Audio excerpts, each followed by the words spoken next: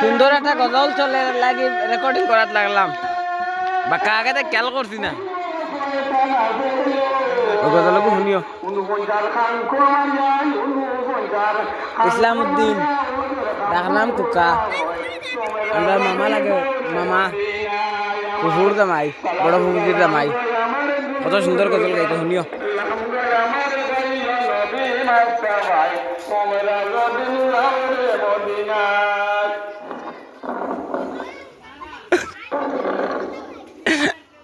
আমি স্টার্ট করতে তার শেষ হয়ে গেল গজল শেষ হয়ে গেছে বাক্কা আগে থেকে কইটা খেয়াল করছি না খালি ফুচকা টুচকা খাওয়াত লাগিয়া কাম বাড়লে শেষ কাম